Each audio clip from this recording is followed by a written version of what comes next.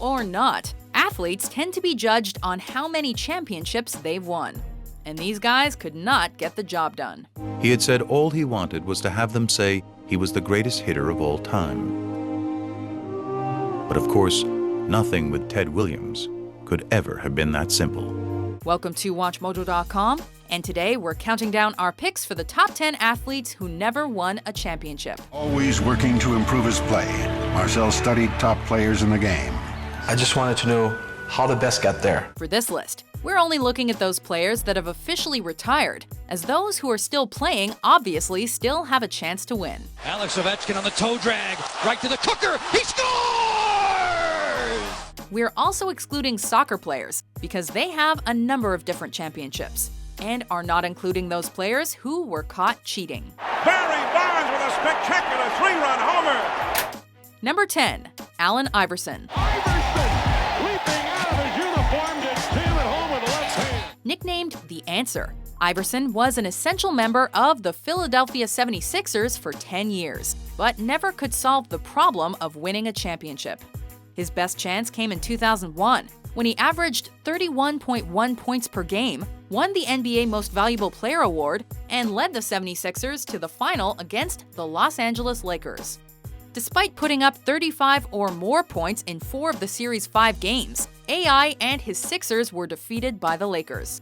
To add insult to injury, Iverson's only Olympic appearance was in 2004, as part of the only United States men's basketball team to not win the gold medal since 1988. Number 9, Elgin Baylor. Baylor was one of those players who drew the short straw and played for the Lakers in the wrong era. Although Los Angeles dominated the early 2000s in terms of titles, the team could not win the big one in the 1960s, although they sure made it to the finals enough. I always would get up and play against the Celtics, love playing against the Celtics. They had a great team. Baylor spent almost his entire playing career with the Lakers, where he was named an All-Star 11 times and won the NBA Most Valuable Player award in 1959. He appeared in 8 NBA finals, but was never on the winning side, as the Lakers were defeated each time, with 7 of the losses coming against the Boston Celtics. And the Boston Celtics have done it again. Number 8, Ken Griffey Jr. And that ball is belted! That may be in the upper deck! Had Griffey's career not been plagued by injuries, he may have gone down as the greatest baseball player of all time. Over the course of his 22-year career, Griffey hit 630 home runs, won 10 Gold Glove awards, and was named an All-Star 13 times. Drips it deep! Goodbye, home run hitting the facade. Despite his success, he never made it further than the American League Championship Series, although it's hard to blame Griffey. His showing in the 1995 ALDS, when he hit 5 home runs and helped Seattle rally against the Yankees after being down 2-0 in the series, is one of the greatest postseason performances of all time. Way back, he has done it again. Goodbye, home run. Number 7, Charles Barkley. Also known as the round mound of rebound, Barkley dominated the paint with his physical play and is widely regarded as one of the greatest power forwards in NBA history. He finished with a career average of 22.1 points per game and 11.7 rebounds per game, and was named an All-Star 11 times. Unfortunately, in his only NBA Finals appearance, Barkley's Suns were defeated by Michael Jordan's Bulls in 6 games. He was, however, an important member of the United States Dream Team, which won Olympic gold medals in 1992 and 96. But as a professional, there was no crown for Sir Charles. Number 6, Ty Cobb. Cobb's last MLB appearance was in 1928, meaning there aren't too many people alive who had the pleasure of watching him play. To sum up, Cobb set approximately 90 different MLB records during his career, including stealing home 54 times, and finished with a career batting average of .367. He won the American League batting title 12 different times, and the Triple Crown in 1909. Cobb led the Detroit Tigers to 3 straight World Series appearances from 1907 to 1909, but was on the losing side of all 3, including dropping 2 straight to the, brace yourselves, Chicago Cubs. Number 5, Karl Malone. Despite the fact that they quickly became one of the most impressive pairings in the NBA, Malone and his teammate John Stockton were never able to lead the Utah Jazz to a championship. We elected to go with Malone for this list because the power forward was named NBA MVP twice, finished his career with the second most points in NBA history, and had his own line of sneakers. He also finished with a record 95 playoff losses. Michael Jordan's Bulls defeated Malone's Jazz in the finals twice in the late 90s, and the mailman's last-ditch attempt at a one-year stint with the Lakers in 2003-2004 also came up short at the hands of the Detroit Pistons. Wallace. Wow. Number 4. Marcel Gyan. Gyan recorded a 94-point campaign to lead the team in both goals and assists.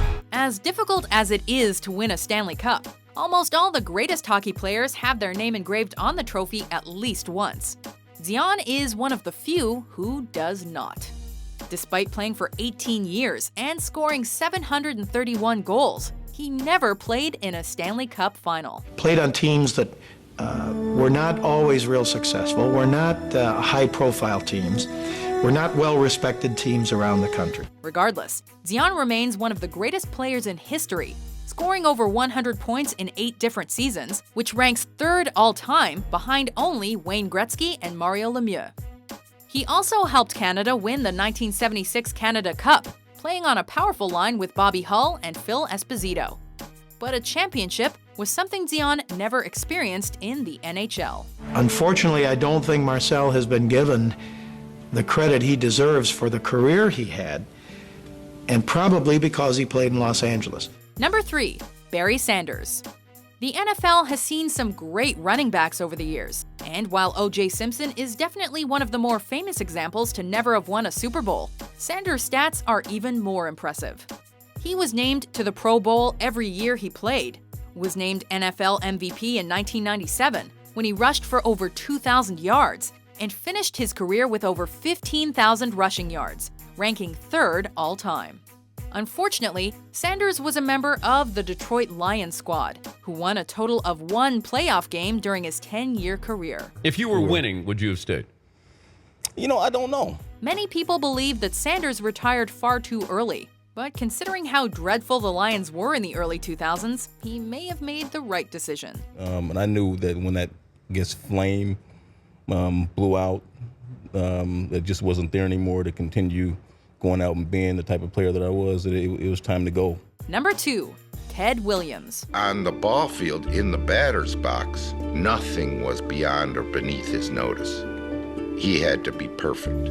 Like many athletes on our list, Teddy Ballgame had the bad luck of playing on the wrong team at the wrong time. Entering the MLB in 1939, the kid played all 19 years of his career with the Boston Red Sox, while the team suffered through the infamous 86-year-long Curse of the Bambino. Williams' accomplishments during that time are too many to list. He won the Triple Crown twice, was named an All-Star 19 times, and won 2 league MVP awards. He also served 3 years in the U.S. Navy and Marine Corps during World War II, but a World Series victory was not in the cards. In fact, his only World Series appearance came in 1946, when an injury to his elbow left him ineffective. Before we unveil our number 1 pick, here are some honorable mentions. 2002 Hall of Fame inductee, quarterback Jim Kelly.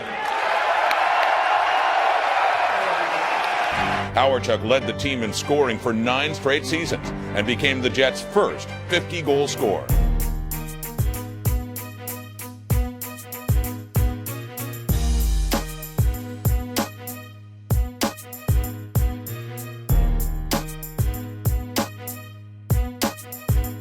Number 1, Dan Marino. Legacy, I guess, it's just that I was a competitor, that loved to compete and hated to lose. Marino played 17 years as quarterback for the Miami Dolphins and came to be known for his strong arm and speedy release. He broke multiple passing records in only his 2nd season and led the Dolphins to a Super Bowl appearance that season against the San Francisco 49ers. Although his team lost, Marino looked poised to win several Super Bowls before he retired, but he never made it back to the big show. A beloved pop culture figure as well as a star athlete, number 13 still holds a dozen NFL records and finished his career ahead of the 2000 season with over 60,000 passing yards. But he will forever be known as the best quarterback in NFL history to never win a Super Bowl. That's the one thing that's to regret, is not to know what it feels like to walk off the last game of the year and know that you're, a Super Bowl champ. Do you agree with our list? I don't know. I get hit in the head a lot. Who's your favorite athlete to never win a championship? For more great top 10s published every day, be sure to subscribe to WatchMojo.com.